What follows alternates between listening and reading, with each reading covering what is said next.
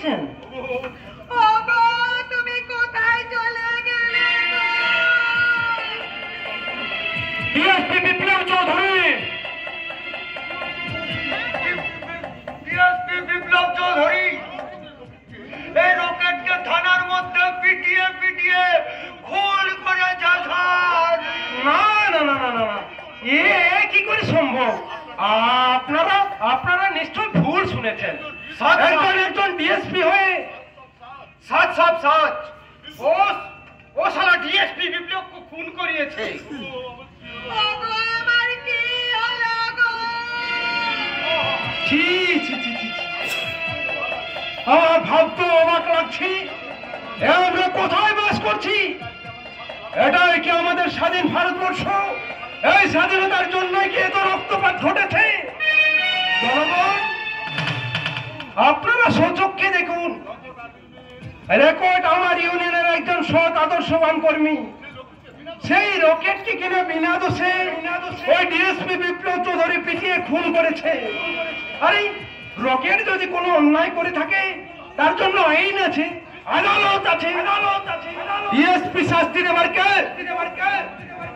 আচ্ছা, आप ঠিক বলিয়েছেন।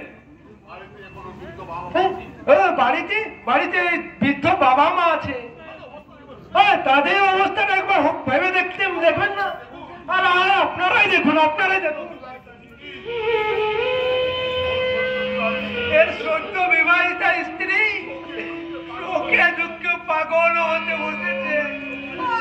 আমার কি হবে গো? আমি কোথায় থাকবো গো? কেন না বোন, কেন না? তোমাকে আমি বিধবা ভাতা মঞ্জুর করে দেবো, আর তোমার স্বামীর জন্য 1 লক্ষ টাকাও মঞ্জুর করে দেব। জনগণ, এখন আপনারাই বলুন, ওই খুনি ডিএসপির কি ব্যবস্থা করবেন? আমরা ডিএসপির পদত্যাগ চাই। ডিএসপি তুমি দূর হতো।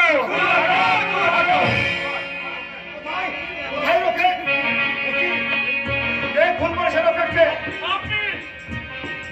Mister doctor. আপনি লোকামের মধ্যে রকেটকে পিটিয়ে পিটিয়ে খুন করেছেন। মিথ্যা কথা।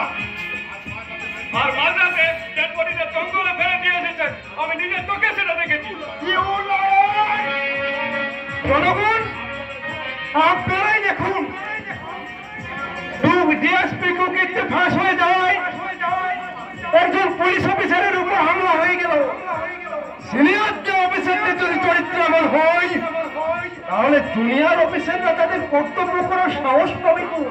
আপনারা বিশ্বাস করুন, আমি রকেটকে অ্যারেস্ট করেছিলাম ঠিকই, কিন্তু কে বা কারা খুন করেছে আমি জানি না। মিথ্যা কথা। কে বা কারা রকেটকে খুন করেছে আমি জানি না। আমি আপনাদের কাছে 24 ঘন্টা সময় নিচ্ছি, এর মধ্যে যদি আমি রকেটের আসল খুনিকে খুঁজে না বার করতে পারি।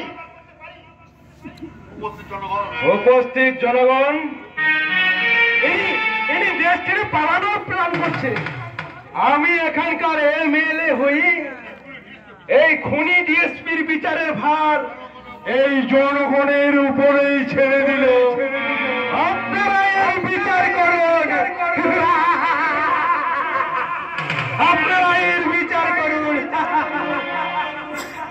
আমরা খুনি ডিএসপিকে মানছি না, ডিএসপি তুমি দূর হটো। রকেট তোমায় জানাই বড় শহীদ।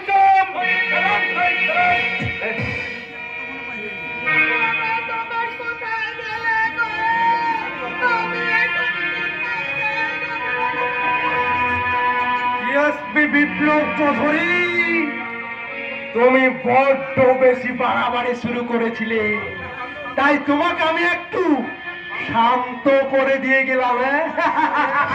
এখন যাও বাড়িতে বসে ওই দুধ গোলা হরলিক্সকে কিছুদিনের মতো বিশ্রাম করবে।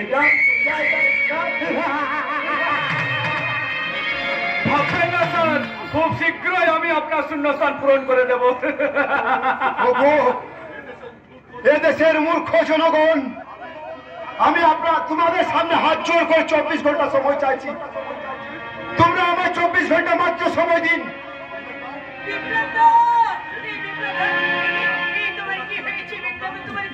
মিথ্যে রমণীর কাছে সূর্যের গাছকে কাজ করেছে চন্দ্রা, তাই তো তোমার আদর্শ আজ হেরে গেছে।